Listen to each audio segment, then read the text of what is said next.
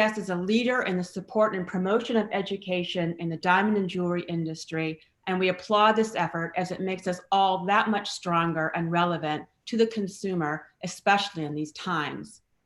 With me today is Marcus Tahar, Managing Director of Okavango Diamond Company, and a board member of Diamonds Do Good. Marcus will take us through the importance natural diamonds have on the communities and countries where they are mined, using Botswana, the leading producer of gem quality diamonds in the world, as the perfect backdrop to see this impact. Dove Tannenbaum is a principal at Leo Schachter Diamonds and will showcase the impact manufacturers have on building and supporting communities where they do business. His lead on launching the Kalahari Dream program is a case study of how sustainable business practices can lead to doing good and doing well.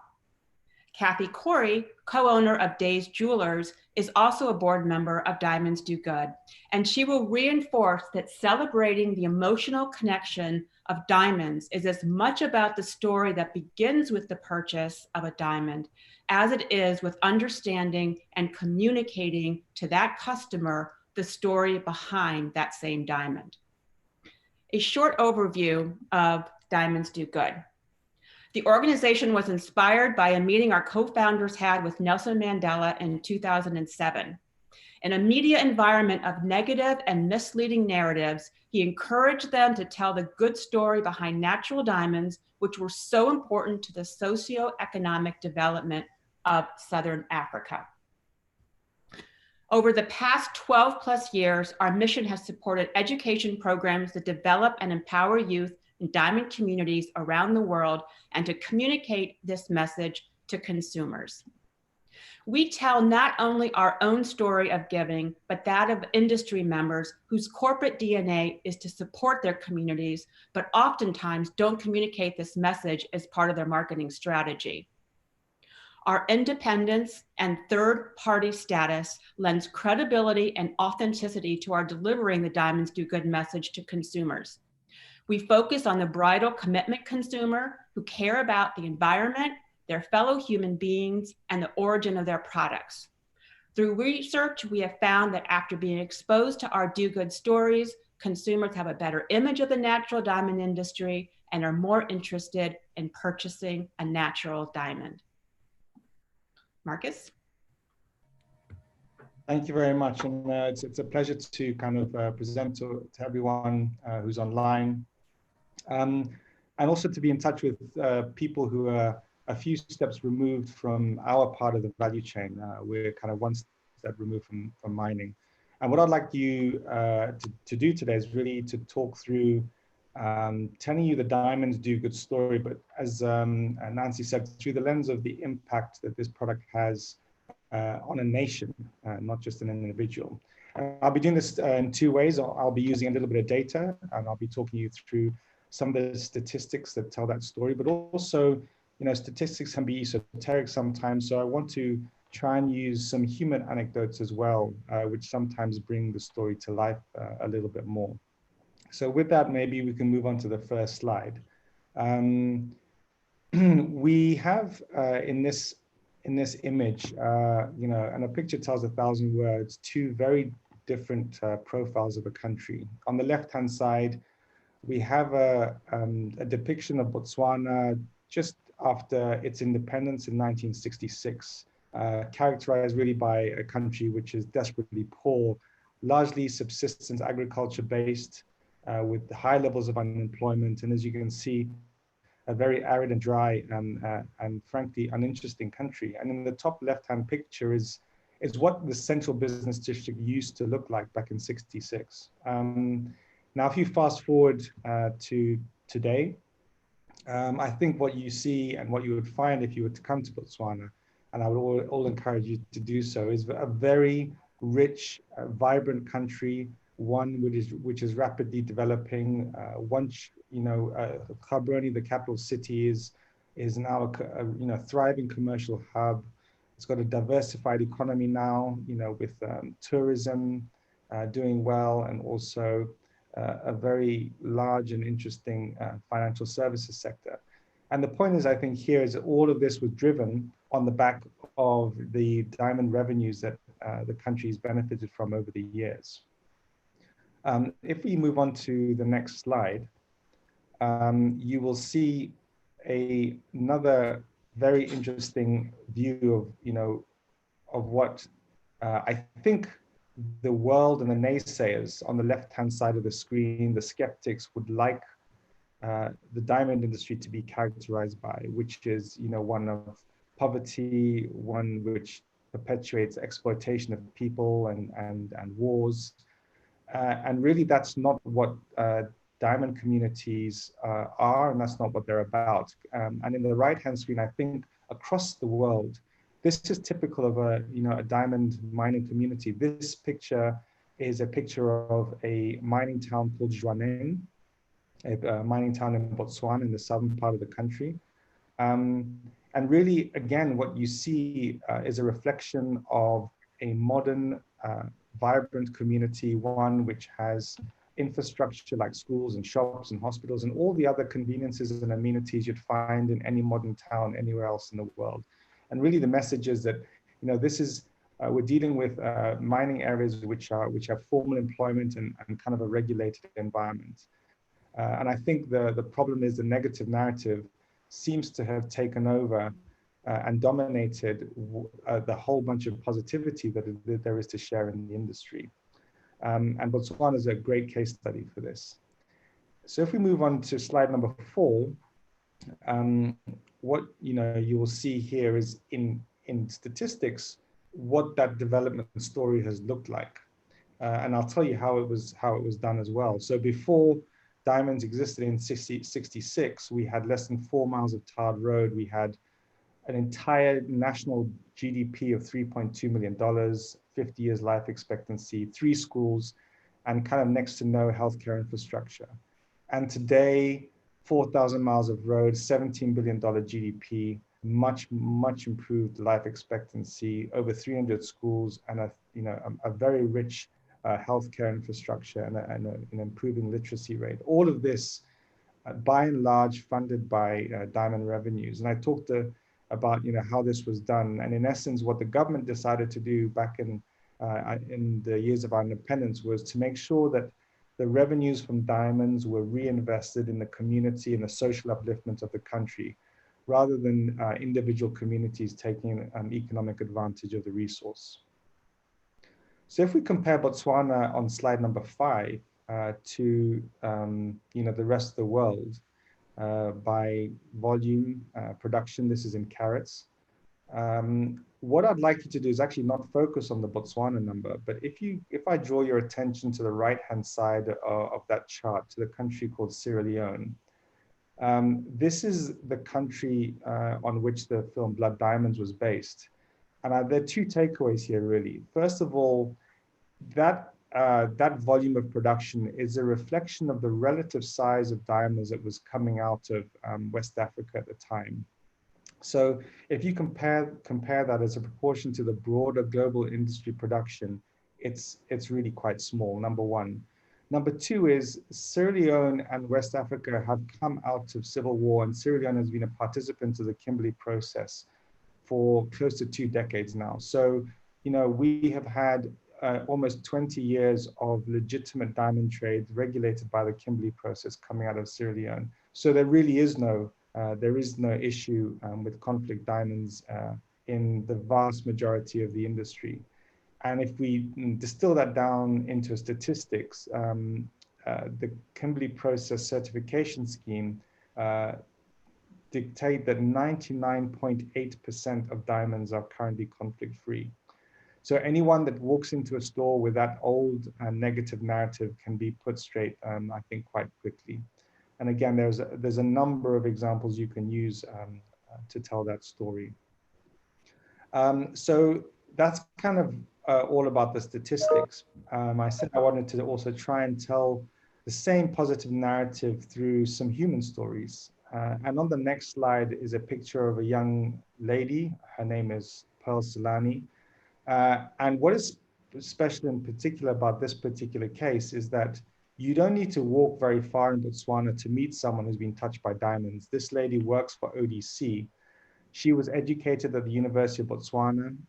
Again, education is paid for and it's free up to tertiary level, and it's highly subsidized when you get to university level. And Pearl joined with a degree in finance as a junior administrator at Okavango Diamond Company. Very quickly demonstrated her abilities and was promoted to become the PA of the managing director then, and then migrated herself into the sales department, where she's currently responsible for 500 or in excess of 500 customers that we service around the world.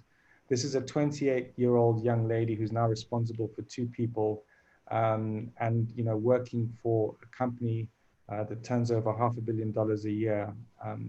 And I just wanted to demonstrate, the positive impact that diamonds are having on individuals and young people in Botswana as well.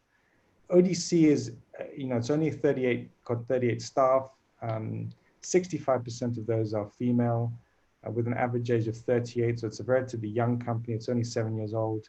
And in fact, the entire board of directors is complemented by ladies. So it's what we would like to represent Botswana as a very kind of young and progressive country, and one which has got its constituents and its citizens' best interests at heart.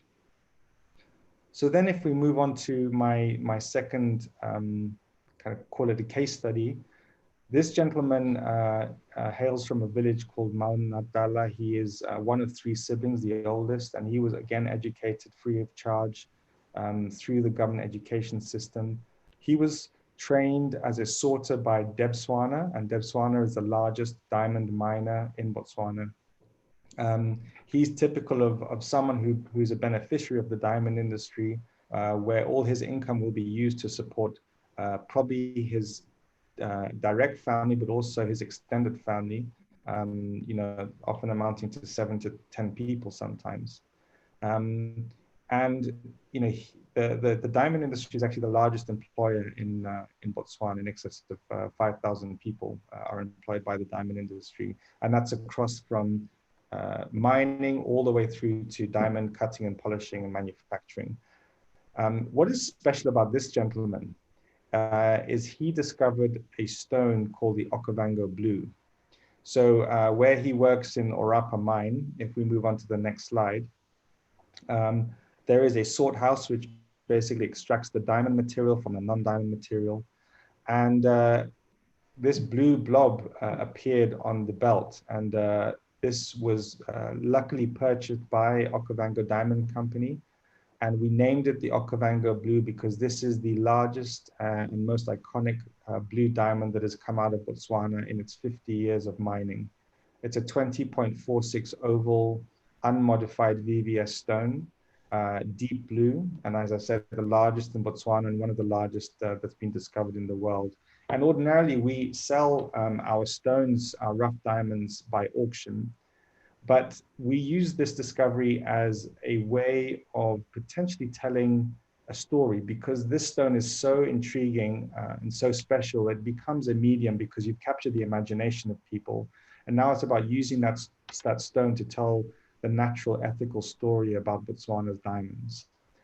And in the next slide is just one initiative that we used to tell that story. So what we did is we partnered with Vogue US, Vogue UK, and Condé Nast China to put together this photo shoot. And what it is, it's a collaboration of Botswana creatives. And we're talking about leather workers and furniture makers, jewelers, designers and tailors and weavers, to create very unique pieces from their particular discipline and showcase them in a way that's been inspired by the Okavango Blue. And then what we did is we shared those very captivating images with Vogue US and UK and Condé Nast. And also we did this in some of the most iconic tourist destinations in the country, because Botswana, aside from diamonds, is known for its tourism. So that's one initiative. And if you go over the page to the next slide, that's a continuation of that photo shoot. This was taken in the Okavango Delta. The next initiative that we have is to commission a short film, which will then, in a very creative way, talk about that diamond story and how it's transformed the lives and the country of Botswana, but doing it in a very accessible way. So, moving on to what ODC is doing, we have also a role to play in the sustainability story. And, we have something called the Okavango Diamond Company Youth Empowerment Program, where we put 10 people a year through an entrepreneurship journey, which allows them to, learn all the skills and all the techniques of what it means to become a young entrepreneur. And then we put them out into the world of work to try and encourage them to participate in the business community. So that is all about what the company and the story is about. In the last slide, sorry, Nancy, the one with the couple in it. So everything up to now was the story as it is, but it's kind of all about telling the story in a way for the people that the large majority of the people on this call interact with day to day, and that's the consumer. And the challenge, I think, is always to try and package this part of the diamond story in a way that doesn't contaminate the buying experience, because I know there's a very short window of time that you have to actually to capture the interest of a particular buyer. And I went on a tour of the some retailers on the West Coast, and that's what struck home, is that you don't have a lot of time to make that sale. So, how do you do that?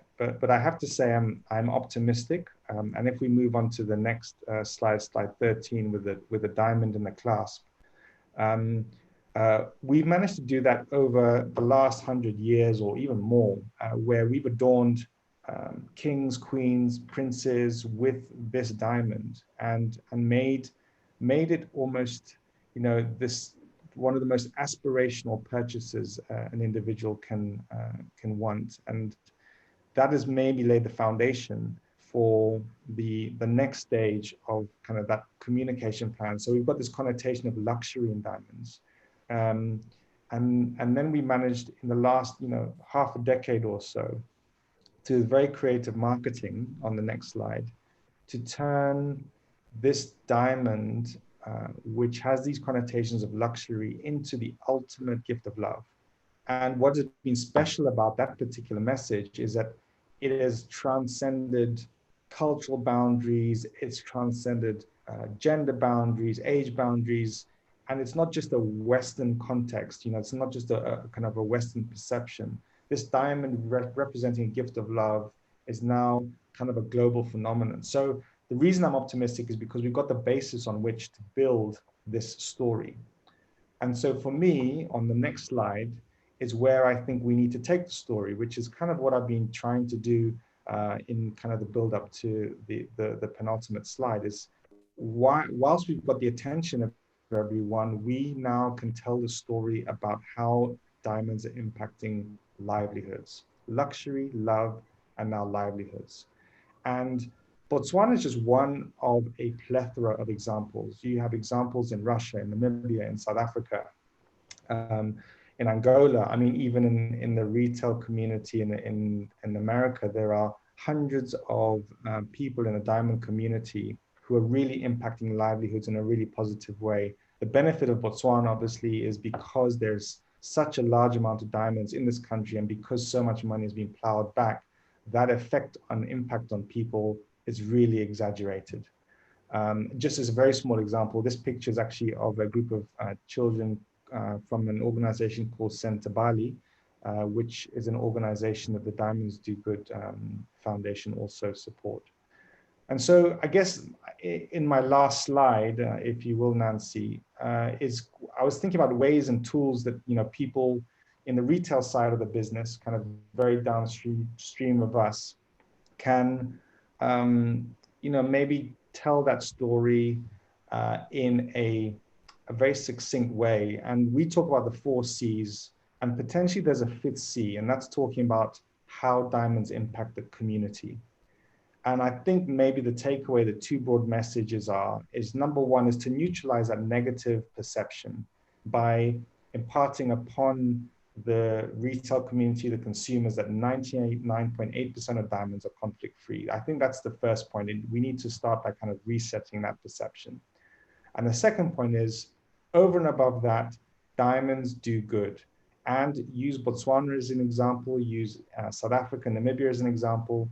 But the point is that diamonds have transformed the livelihoods of an entire nation through the creation of job opportunities, through investment in health infrastructure, through provision of education opportunities for a nation.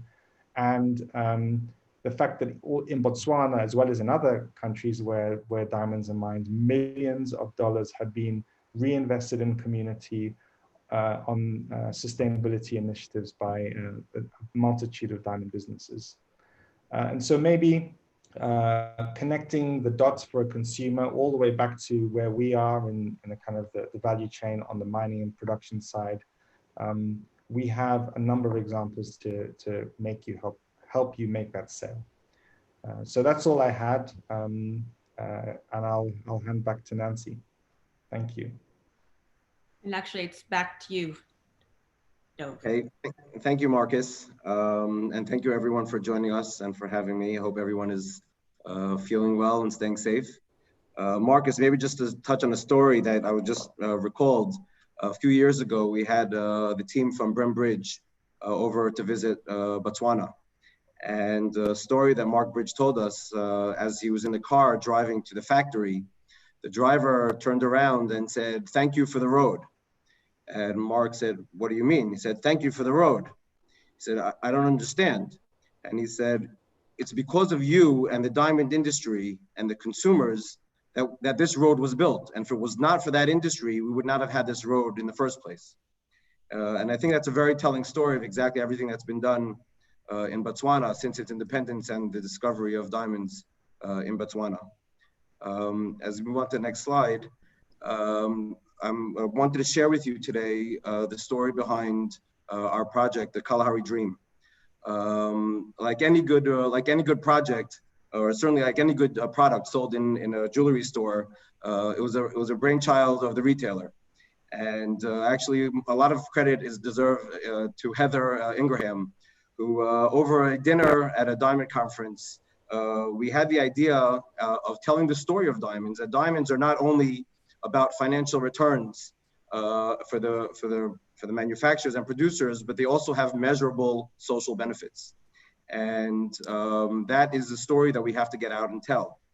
On the next slide, we see that the challenge the retailer has is not only selling a symbol of love between a couple, but actually in telling the story, a wonderful and important story to the consumer, and through that, integrating the idea of the diamond jewelry onto the couple.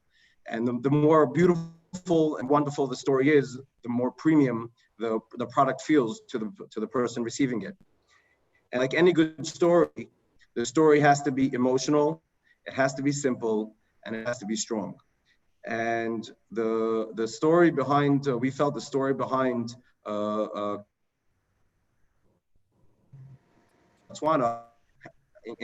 encompassed all those elements. As we go on to the next slide, we see that the diamond, our diamonds in the diamond industry, certainly in Botswana, has created jobs in all the local communities. It enhanced the gender employment and equality, as we'll discuss in a few minutes. It supports children education.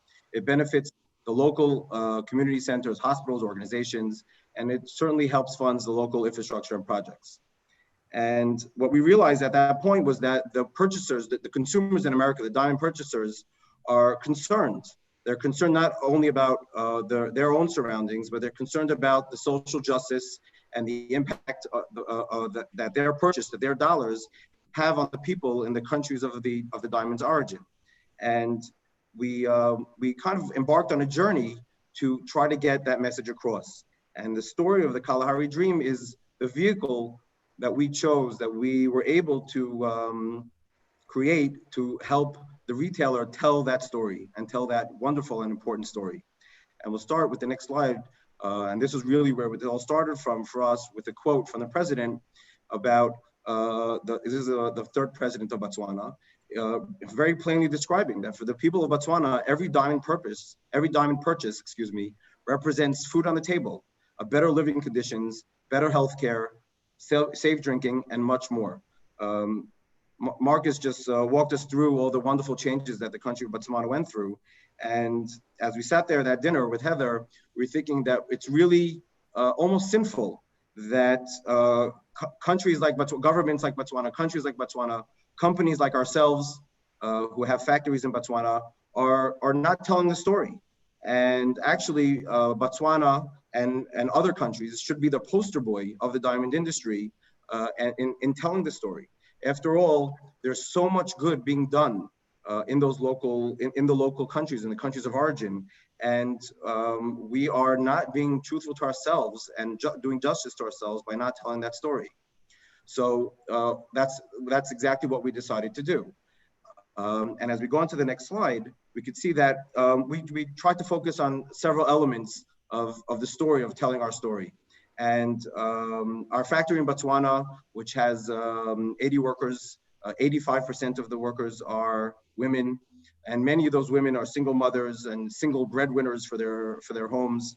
And they're very proud of their profession. They're very proud of the industry that they work in.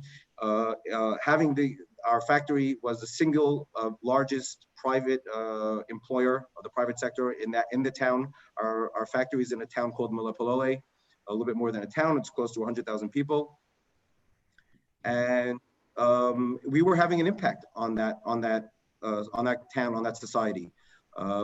The staff were walking around proud with the employment that they have, and their children in turn were able to go to school and then go to universities and get higher education, and that had a tremendous impact on the surroundings.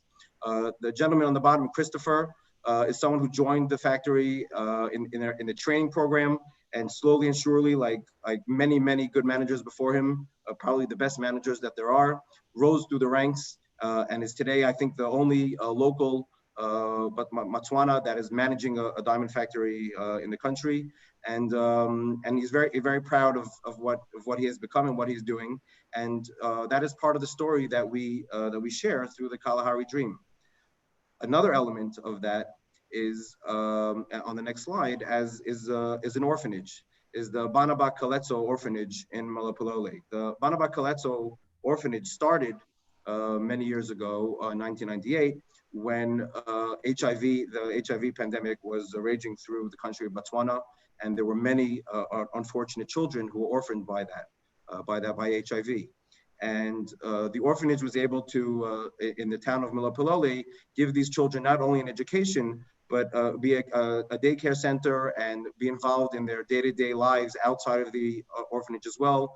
Often the caregivers from the orphanage would go to the homes of the children and make sure that they had adequate surroundings for them to flourish as they deserve. And through the years, thankfully, HIV is much less of a problem now than it was then, by far. But there are still the normal problems that we are all familiar with, of broken homes and difficult homes, of children who are growing up with their grandparents, and the orphanage continues to help these children. What's amazing is that what we've done in the Kalahari Dream is that in the various retailers that we work with, we've partnered with them on very specific tailor-made give back projects that allow the retailer to really sense and feel the impact that they're having on the surroundings. And we all know there's nothing, you can never tell a story as well unless you experience it yourself. And with the retailers, some of them have come to Botswana. I mentioned the bridges before, and others have come to Botswana and see that with relatively a few dollars, we can have a tremendous impact. Add classrooms, add wheelchairs for a hospital, or many other projects that we've done. And you can go on to the next slide, please, and have a tremendous impact. And when those delegates from the retailers can't come home and tell the people in the store about their experience, then the salespeople in the store are able then to tell that story so much better to consumers, get the consumers involved, as we said before, not only in buying a symbol of love, but also in buying into the story of impacting of where their money is going, how their purchase is impacting not only their surroundings, but the surroundings of the country of origin. And then finally, on the next slide, the element that the final element that I'll talk about today is the surrounding projects that we've had not only on Malapalole, but there are projects in Botswana, as Marcus mentioned. Again, the government has done tremendous amounts for advancing the infrastructure of the country, and yet there are still places that are lacking things like running water, basic things. And with just a little bit of help from outside, the government is able to improve on that as well. And this is an example of a project that we took upon ourselves with the retailer of hitting a sales target. And by doing that, we were able to bring running water to two different towns that are really on the outskirts of the countryside in Botswana. Now, as we go through the next few slides, you'll see that the importance of telling the story, not only in the store, but on social media, on all the digital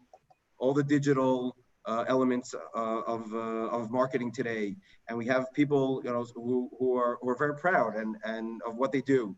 And proudly we say, we are the single diamond company that has permission to use the Pride mark, which you see on the bottom left of the screen, the Botswana, the Made in America of Botswana, which we use on our product, and the sort of a map that we have describing where the stones come from, and the display, as you see. So it's we're able to help the retailer convey this story of the Diamonds Do Good.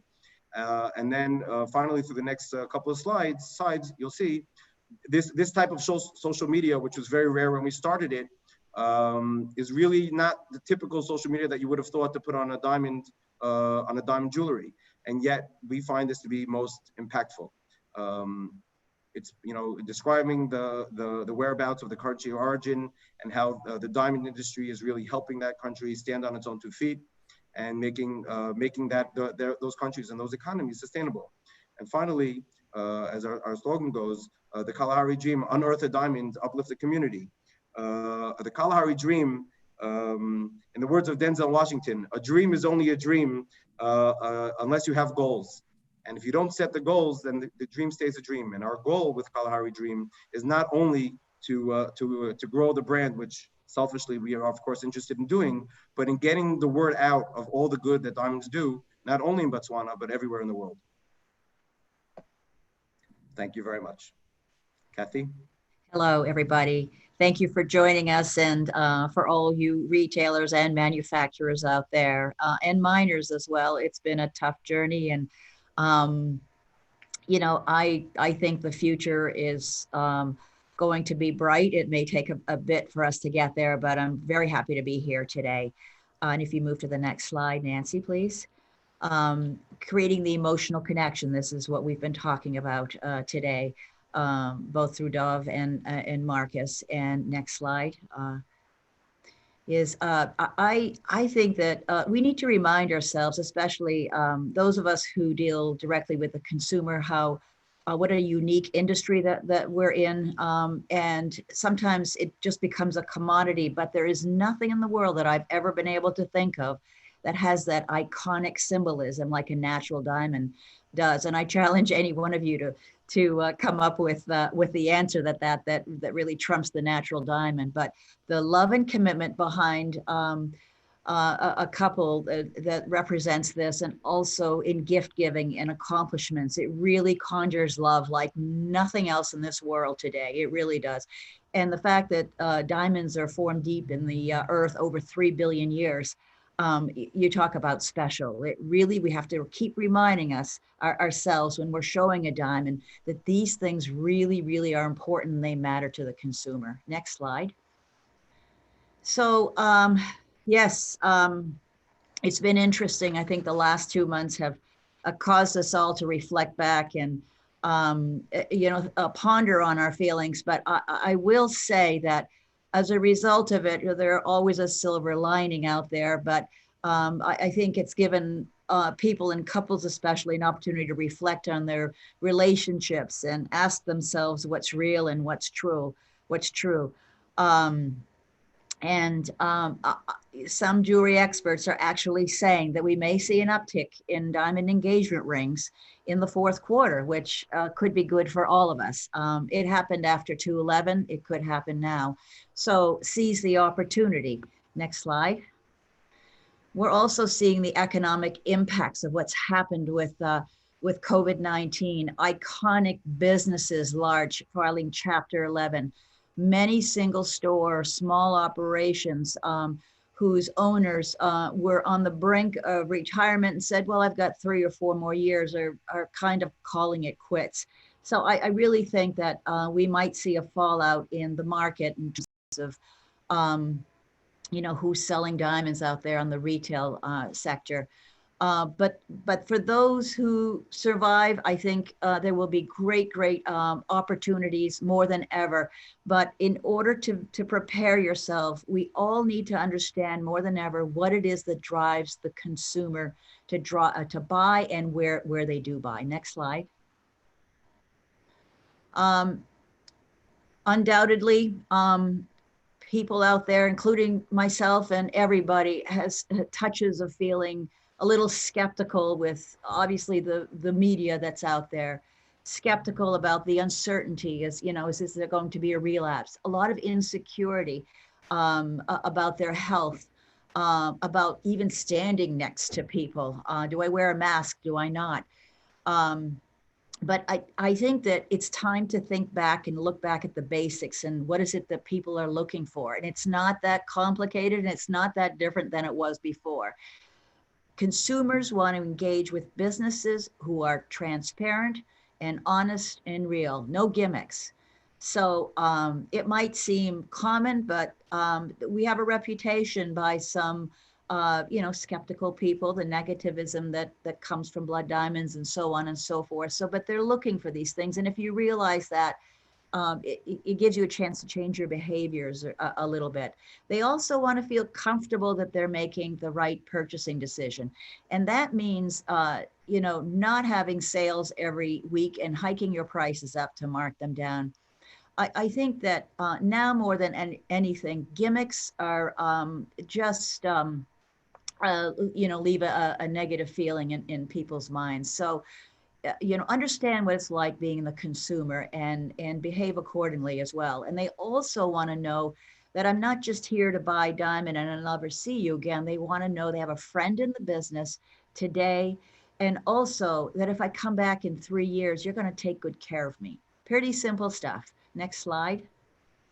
So, and I just want to remind everybody, for the first time diamond buyers, they haven't had any sort of experience with hearing the story of the great things that diamonds do. So assume that they know nothing of that. So it's even more important for us to tell the natural diamond story.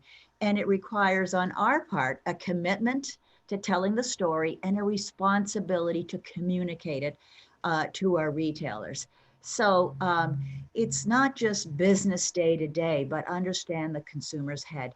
Also, telling the natural diamond story deepens the personal connection you make with your customer and enhances the buying experience. And also, thirdly, increases the value of the purchase. It makes it feel that much more special. Next slide.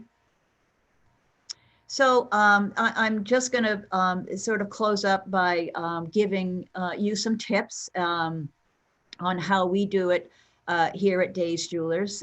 We have 8 stores in Maine and New Hampshire, and communication's always our greatest challenge and opportunity, but educating your staff and about the good things diamonds are doing, socially, ethically, and environmentally, and the good things natural diamonds have brought to the world. But not only the world, but let me just remind all of you, because we sell diamonds, we also we have a Diamonds for Peace program where 10 cents of every dollar goes back into the community. So I'm sure that all of you as retailers are doing things like that brings money back into the community. So practice it. Practicing makes permanent. Deliver the message with passion and professionalism, and employ branding messages through all of those venues that we've already talked about here today. In-store messaging, in-store videos, graphics inside your store, outside your store, social media, Facebook, Instagram, Pinterest, Twitter, YouTube. And then thirdly, and not the least, but your website is a really important communication tool. So build a landing page, fill it rich with content, use content that you can find from different resources. And I'm going to turn this to Nancy and refer you to the Diamonds Do Good website, and she'll wrap up today's session. Thank you. Thank you, Kathy. It's a perfect segue for Diamonds Do Good, which is a resource to deliver this content that you can use in store, online, and certainly in your social media outreach. So Diamonds Do Good, to find it, you go to diamondsdogood.com and you click on the Who We Are button. This will then bring you to the Retail Toolkit, which we've developed, which is a landing page that has just a range of content, natural diamond information, in a range of formats to help you be able to tell the story behind natural diamonds. Some of the content includes having a social media calendar that's updated monthly. This is a calendar that has both the pictures and suggested text that you can weave within your social media outreach. The page also includes natural diamond facts that can be downloaded and used in marketing materials, including downloadable videos that help tell these stories of how the natural diamond industry helps promote employment, community building, conservation measures, and more. And here's an example of one online retailer who has woven in these messages into their Instagram feed, and also have put the Diamonds Do Good seal proudly on their website, which links back then to the Diamonds Do Good stories. So there are many other ways that we can help you share this story, but just so you know, there is content out there. We're constantly developing it. We're using our social media platforms to reach this bridal commitment consumer, and it's resonating with these consumers. We're finding they are looking at videos longer than they normally do on YouTube. They're going through the whole 60 seconds instead of just 30 seconds. The time on page for our site is much longer than the average. So there's just a lot of examples for how this message is resonating. And it can be done in a generic way, but also you can use it in a proprietary way where you start telling your own diamond stories, and we can help you do that. I don't want to take too much time today going through any more. You can certainly reach out to me directly, and I can help you with other ideas. What we'd like to do now is take some time, if I can find, the question and answers. I don't know if you guys have any. Yes, I will send you, I have copies of the slides. You'll just need to contact me directly for these slides. Are there any other questions that anybody wants to bring up? Or Dov, I have one for you. How would a retailer get involved with your Kalahari Dream Diamond Collection? Are there other brands doing something similar? So going beyond just Leo Schachter, but how can retailers get involved in this? Thank you, Nancy. Yes, there are other brands that are doing it. The Kalahari Dream is obviously the showcase by its name and everything that it represents of everything that Diamonds Do Good represents. But some of our other brands, a signature cut that we do with Ben Bridge, which is not mentioned as a by Leo Schachter, if that is something that people would want to use their own branding for obvious reasons. The Kalahari Dream is also doesn't carry our logo anywhere in the front facing part of the brand.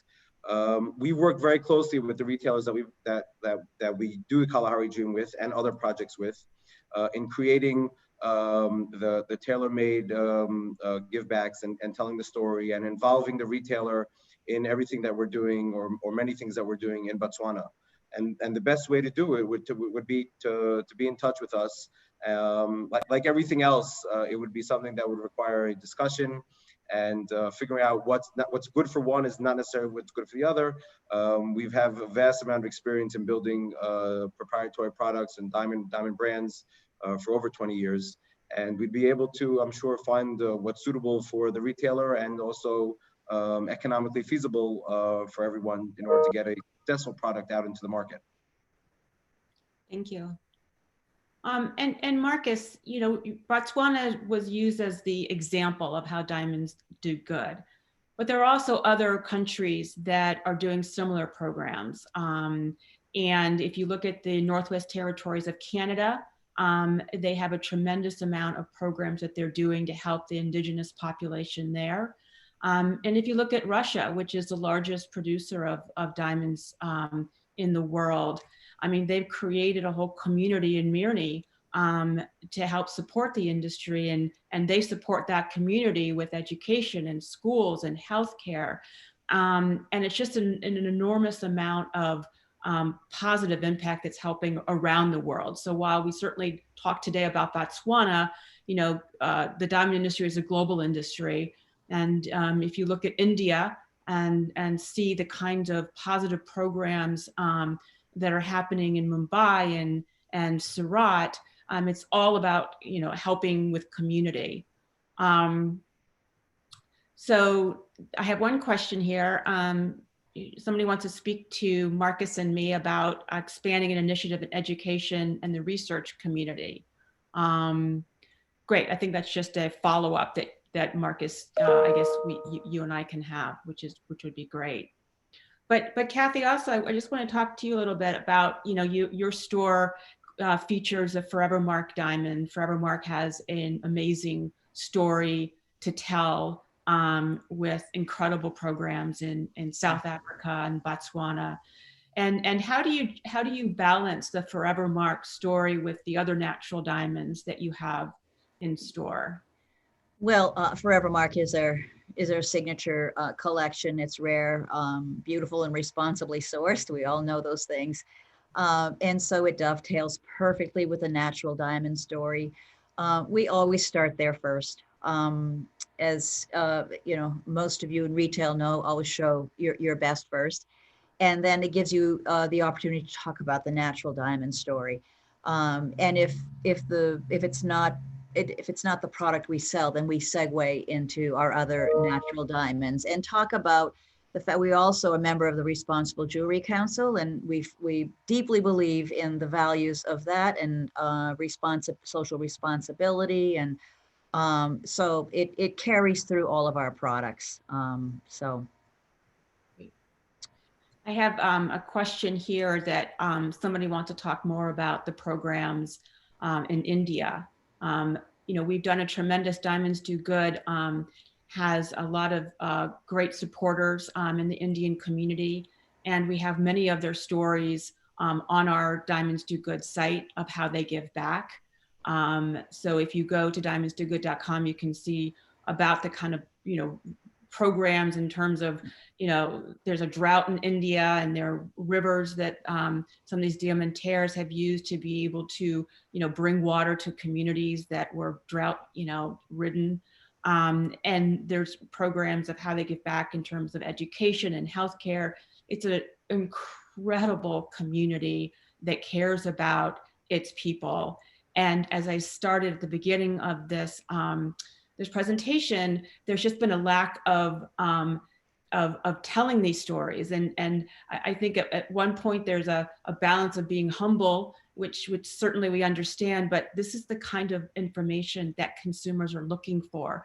So if you're not going to tell them this information, then they're not going to know it's there. So that's why creating these stories, telling your story, telling other stories is so important. So I have one from Michael Pollock.